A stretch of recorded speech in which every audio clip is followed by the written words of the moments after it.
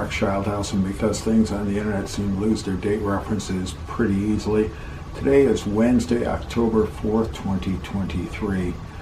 On Thursday, September 14th, 2023, we visited the Fort Douglas Military Museum in Salt Lake City.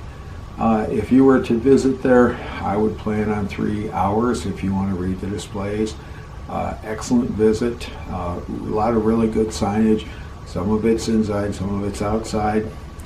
It documents a lot of the transition of the area of Utah into a U.S. territory and into a U.S. state, and how the Native Americans, the Mormons, the LDS, and the federal government all worked with and against each other to create what is today the state of Utah. A really interesting museum. The docent we talked to, and I am totally annoyed because I forgot his name. He was a Army flight surgeon, and as I recall, we were both in Desert Storm at the same time. Never met, but we were both in Desert Storm at the same time. Really informative guy, really tried to interact with everybody who came into the museum and tried to make the visit very memorable. We enjoyed it. We had a very good time at the museum. It's located on or next to the University of Utah's campus. It's free parking.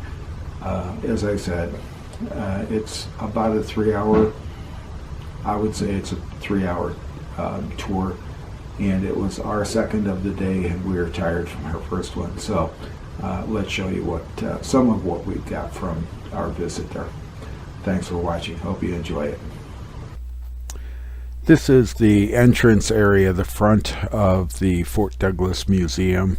It's either on or immediately next to the University of Utah campus. Really nice building, very old, you can see that, and the buildings around it are also old, kind of classic construction. And the very first display you walk in after you're greeted by, and I apologize because I forgot his name. He's a retired Army flight surgeon who actually did Desert Storm, same time I was doing it, 91, 92 time frame. And one of the early displays talk about Captain Frank, or Red, Gilmore, who was a naval aviator who flew S-2s, and I flew S-2s a lot later than Red did, and that was an interesting display. I tried to sort these out by time, but they kind of get intermingled, and you're going to see where this Patrick Henry Connor, also known as Patrick Henry O'Connor, comes into play in developing the fort. The museum received a piece of the World Trade Center that was taken down on 9/11 2001 by the terrorists, and they have made it a memorial.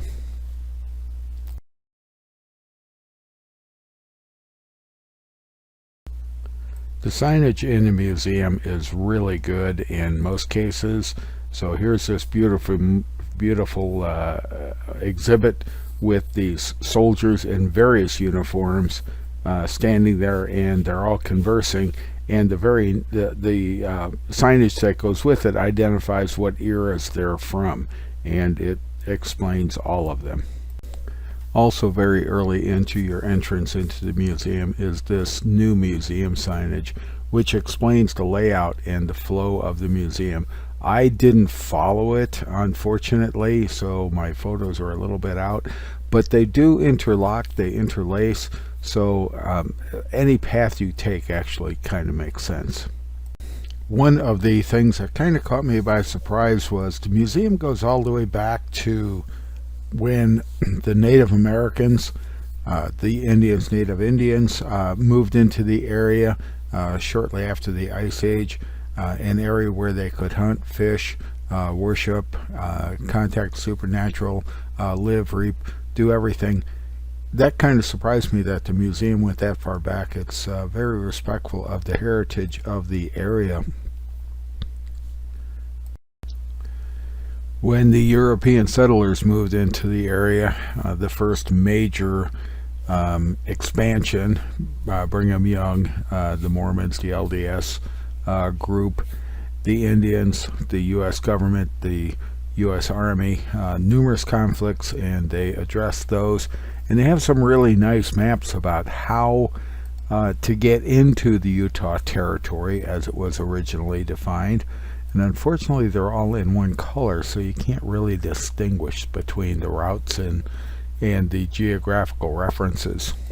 This Gathering of Zion exhibit, which has a lot of panels associated with it, is unfortunately or otherwise going to take several things to explain, but it's really interesting. And among other things, in the left-hand side there is the flag of Deseret, D-E-S-E-R-E-T, which is honeybee.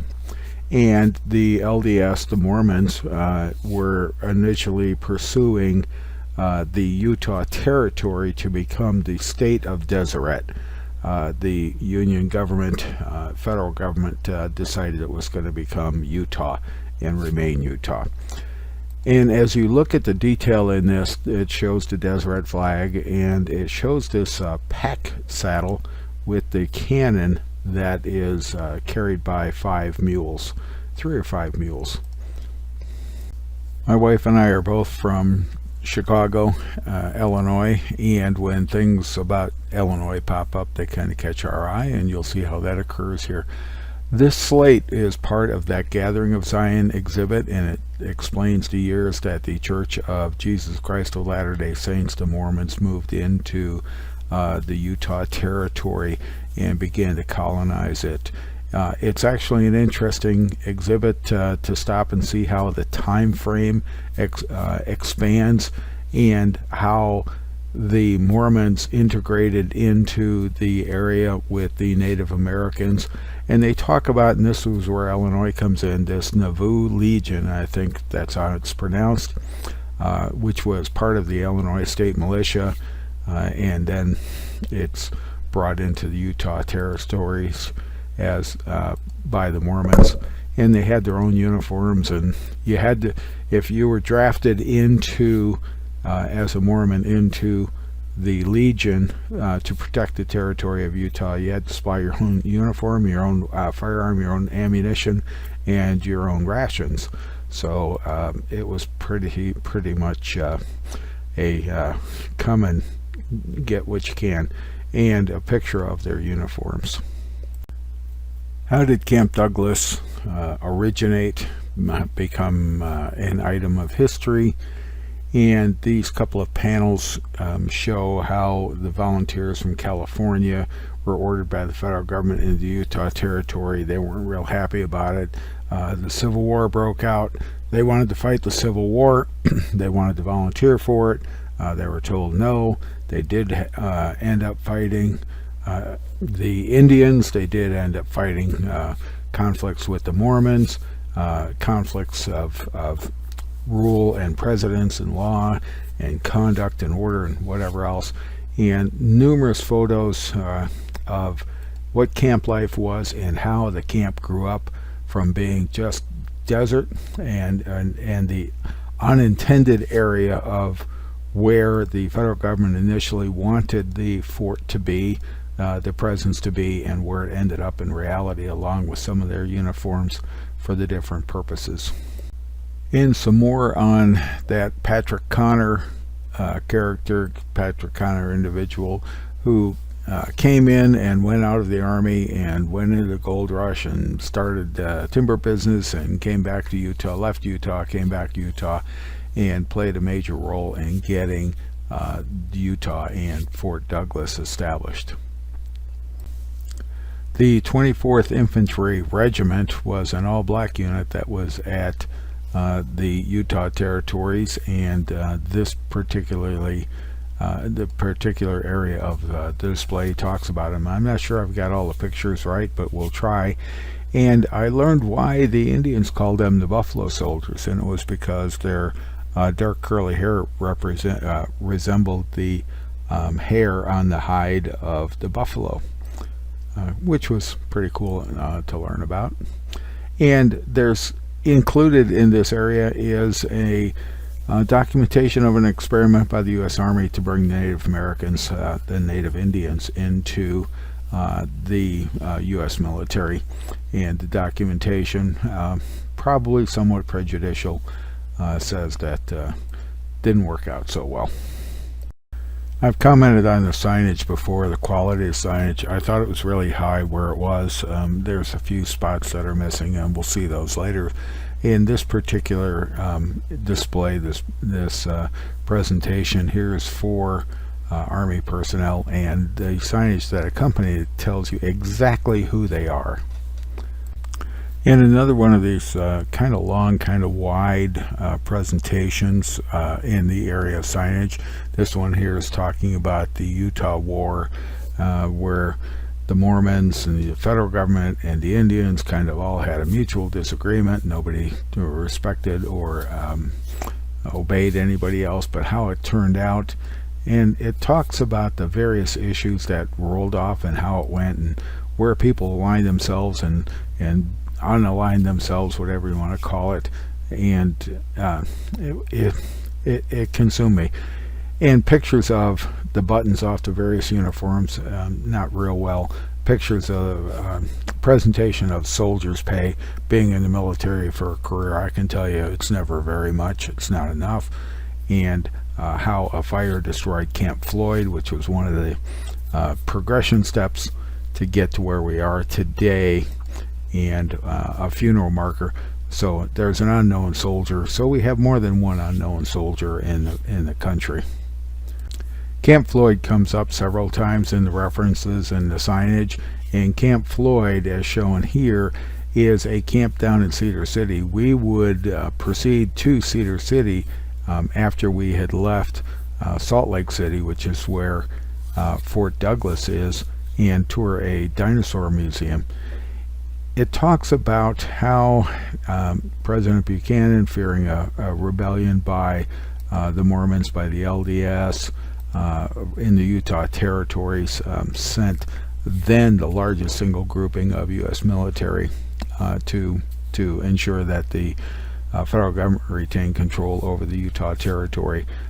Pictures of the weapons of war, and talks about the Utah War and who fought who, and the Deseret and Deseret being honeybee. And that was a frequent phrase around the LDS Church, the Mormons, and whatever.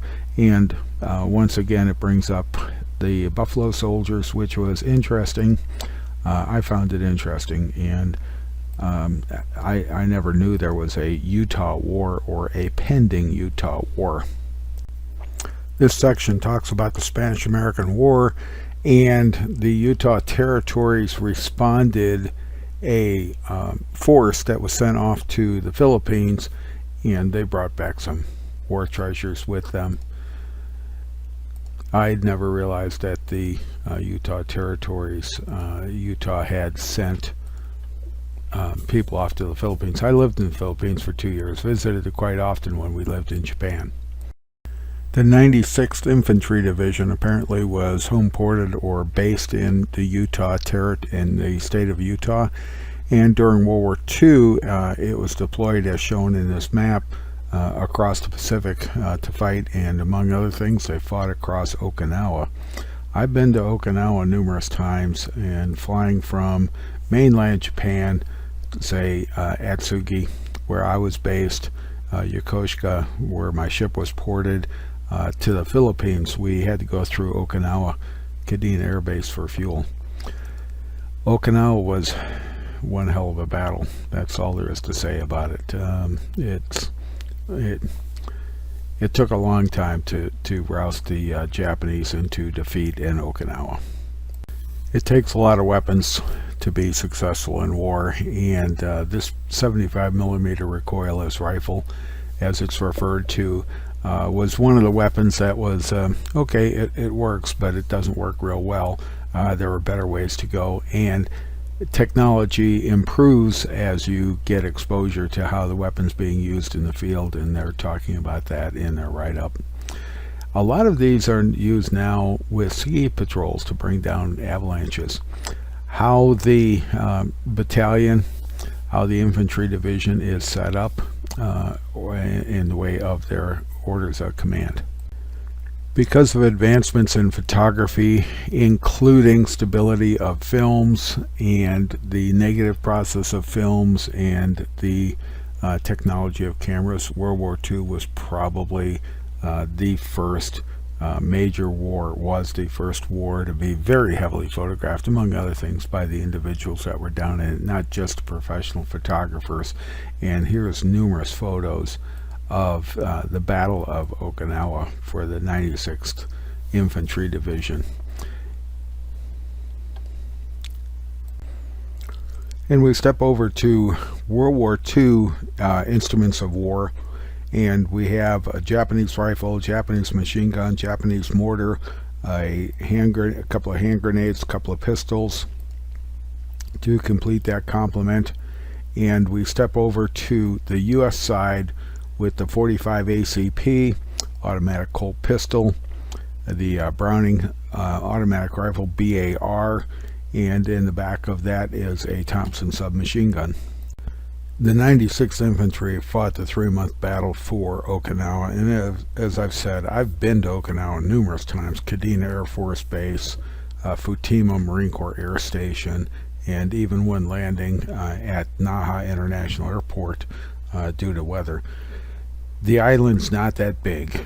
To imagine that it took 3 months to liberate it was interesting.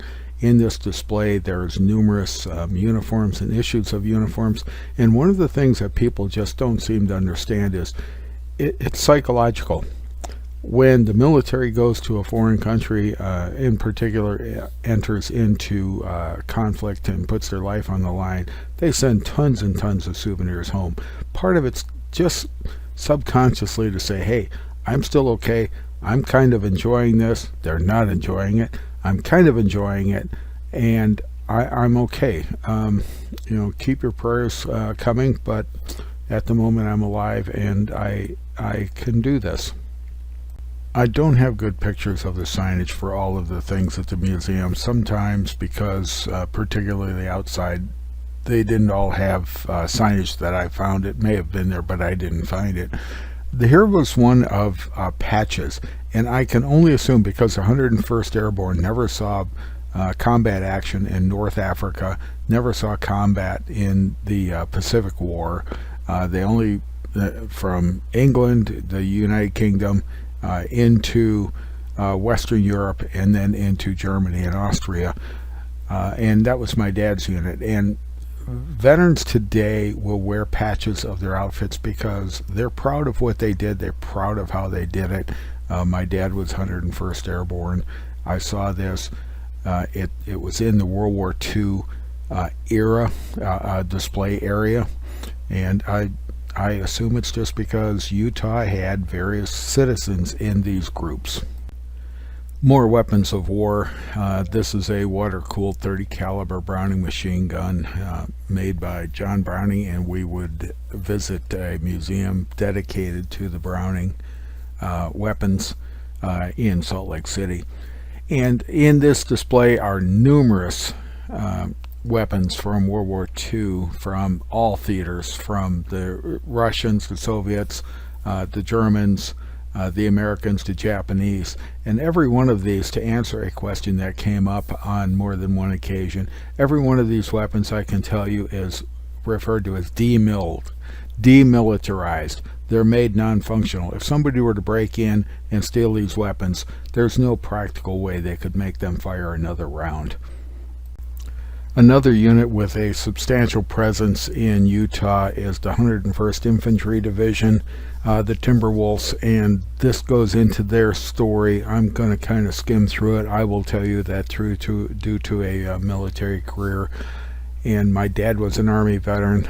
Prior to World War II, he entered the U.S. Army. He got out after the war ended, so he did the entire war fighting across the Aleutians, and then going in with the 101st Airborne into Western Europe. These get me to be emotional because these guys pay a very high price, and seldom is. It's hard to look at it and not appreciate what they did and how they did it. And this talks about General Terry Allen as I'm skimming through this. And I will tell you, it is extremely hard for a leader to maintain the respect of the soldiers down on the ground. When one of my guys will occasionally cross, not very often, we cross paths, they come across the flight deck of the USS Midway Museum to tell me hello. If they're still willing to remember me fondly 30 years after we served together, I think I did something right, at least in association with them. Infantry Division and some of its notations. As I said, I'm meandering through the halls, trying to keep some degree of order, but not because I look left and something interests catches my eye, so I move right. Dress uniform for the Army. I believe this guy is a general. I didn't get the photo. Class photo of the officers at Camp Douglas at one time or another back in 1935. Pictures of the early camp and the chapel and some of the religious mementos that went along with the chapel. And then a collection of various helmets from various governments and various wars. There was a display of military working dogs, and I was never assigned a military working dog. People I had to work with as a pilot had military working dogs assigned to them, sniffing our cargo and protecting our perimeter and things like that. Just out of one of those sensitivities of respect, I don't think I would ever abbreviate military working dog as MWD. It's just one of those things. It was a nice presentation. You can actually put your name on a list to adopt a military working dog that's being retired. You have some constraints. You have to have a fence that's like 60 inches high, a yard. So you can check into it. I will tell you, there's a lot more people on the list than dogs are ever available. By tradition, battleships are named after states, and the USS Utah, and it's not addressed very often. It's one of those hidden things in history. The Utah was sunk in Pearl Harbor at the same time as the Arizona, but the Arizona is on the one side, more dramatic, and lost a lot more men. The Utah is on the other side, and it's one of the few ships that they did not resurrect in the recovery of Pearl Harbor, which is disappointing. Also associated with the state of Utah is the cruiser, the USS Salt Lake City. Cruisers are normally named after the capitals of states, and the Salt Lake City was a heavy cruiser, and they did have some images or a model of it. And then they had a couple of memorabilia and Navy things that I didn't understand. The hatch that my wife is standing in front of, the submarine, the models of the USS Enterprise sitting up on the top. Didn't understand why they're there, but they're very well done. Now, naval gunfire gets to be large in size, 12 and 16 incher on the battleships and the heavy cruisers, and this is an 8-inch off of one of the other Salem class cruisers. It was not on the Salt Lake City cruiser, and these are big shells. And one of Utah's own, George Edward Whalen, was a Medal of Honor awardee. You do not earn a military medal. They are awarded, and there is no such thing as the Congressional Medal of Honor. It is the Medal of Honor. Congress does not play a significant role in it. There is a Congressional Medal of Honor Society, but there is no Congressional Medal of Honor. It is the Medal of Honor. During World War II, Fort Douglas was a reception center, indoctrination center for the U.S. military, and this series of display shows it. And among other things, as I said, you send things home uh, for a lot of reasons. Send home, if you're a paratrooper, you send home a parachute that you've jumped with, and maybe your fiance can make a wedding dress out of it, and or your mother can make curtains out of it, whatever, as a way of respecting what you're doing. The back of the museum had the stained glass windows. I think there were actually 2 stained glass windows, beautifully done. Just had to stop and look at them and really enjoy what they were.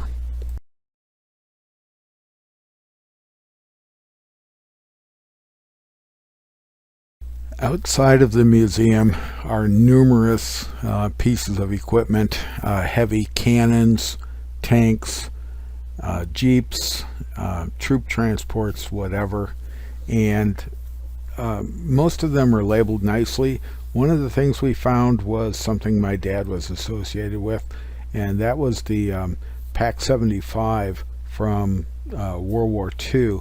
And the Pack 75 could be disassembled, put under the hard points on the C-47 wings and under the belly, dropped. And as I recall, he said it could be put together by 5 guys, could be crewed by 3, could actually be fired by 1.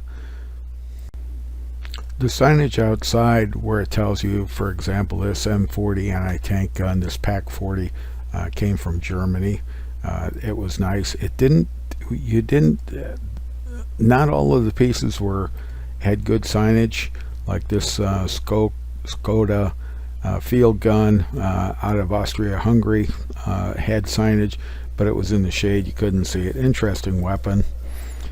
This guy here, I think this is a 155 field cannon, and it wasn't labeled. Another guy that's not labeled, U.S. Army, believe this is referred to as mobile artillery, and monstrous piece of equipment. I would love to know what it is. I assume it's shooting about 105 millimeter round. And then the M901 improved tow vehicle. Tow is a tube-launched, optically tracked, wire-guided missile. They're extremely accurate. As your target moves, you can change your missile aim point to track the target. And these things are high so that they can come up behind a crest, see the target, and yet only the targeting system itself is visible to the enemy, not the vehicle. The M167 air defense, this is a Vulcan machine gun. It's a multi-barrel machine gun, rotates, and it's also radar guided. And if it's got the updates, which I suspect it would, it actually tracks its own rounds to adjust firing to hit a moving target. Impressive weapon. Now, one of the issues I had with the museum, because they did have really good signage, is the UH-1 Hilo here they have identified as the Huey. This came from the original designation, which was the HU-1 helicopter utility first model. When McNamara rechanged all the military for some reason, this became the utility helicopter-1. The name stuck with it. This is an Iroquois. The U.S. Army names helicopters after Indian tribes. I don't know how they got the AH-1 Cobra, but this is actually the UH-1 Iroquois. And now we have the AH-1 Cobra, which is kind of unique because it's an Army helicopter primarily, and it's not named after an Indian tribe. Fantastic weapon system, very versatile. They would later improve it by taking the rotor system off this, the two-bladed rotor system off this, the teeter-totter system, and replacing with a fully articulated four-bladed system and make it even safer. And we step over to the OH-6A, which is called the Loach. It's also Cayuse, and it's a light observation helicopter. It was equipped with some armament, primarily out there to guide, assist, help, do medevacs, things like that. Fantastic helo, and it was actually designed to crash. and multi-bladed, designed to crash. That's those long legs, and absorb the energy of the crash. And the tail section is actually designed to snap off if it hits in a forward motion. The Army has a lot of equipment I've never seen, don't have experience with. The M548 6-ton track cargo carrier, intended to go through the rough spots, whatever, and support the troops, bring up the ammunition, whatever else. And I can guarantee you that it was also capable of taking wounded off the battlefield. And then we step over to something that didn't quite work, but when you're pushing technology for development for the military, a fair amount of what you actually try doesn't work. The M551 Armored Reconnaissance Airborne Assault Vehicle, it's actually an aluminum-hulled vehicle, and that would make it rather, unless you did hardened aluminum, which they probably did, would make it fairly penetrable by weapons, but overall it didn't work, so it was scrapped. Also outside was the M4 Sherman medium tank out of World War II. Saw a lot of action. It was a tank that was extremely responsive. Not totally effective against the heavier German tanks, but we primarily used tanks during World War II like this one as infantry support weapons rather than as anti-tank weapons. So this went in to fight the German infantry supporting the U.S. infantry, not after the tanks. And one of the several iconic vehicles of World War II, the Jeep. And the Jeep became the Jeep, i.e. JEEP, through numerous little events, and one of them was it was classified as general purpose Willys, GPW. Willys is the designer. Now, they didn't build all of them. A lot of other outfits built them, including Ford Motor Company, but general purpose Willys, GP, became Jeep. Give me a Jeep, general purpose. It was a quarter-ton multi-purpose vehicle adapted to many things, and they had one on display. This Army cannon, field cannon, and caisson, if you've ever wondered what a caisson, the caissons go rolling along, cargo container, cargo trailers, was parked outside, and was just reminded me of the song type things that we went. We're wrapping this one up. Here's another field artillery piece, probably out of the Civil War era. I'm just guessing. It wasn't labeled, or not that a label I found. And then one more look outside to show you how the pieces are sometimes laid out in the lawn area, which you could walk around and toy and touch them. And my wife's standing out in front of the museum. Our car is parked farther down this sidewalk on our side of the street. And this is the flag in the center of the parade field across from the museum. And this is another building that was part of Fort Douglas. I understand now it's part of the University of Utah. So that was our visit at the Fort Douglas Museum in Salt Lake City. I would say if you wanted to stand and read the signage as you go through this museum, this is probably a 3-hour stop. For me, it was rather emotional. A lot of information, a lot of learning. I thought it covered a lot of spans of time frame. Native Americans, how the European invaders, so to speak, created conflicts with them, how the LDS, the Mormons, and the Native Americans, the Indians, and the federal government had conflicts. Very interesting museum. I wish they had a little better signage, but signage is tough for a museum, particularly outside and for museums that move their displays around.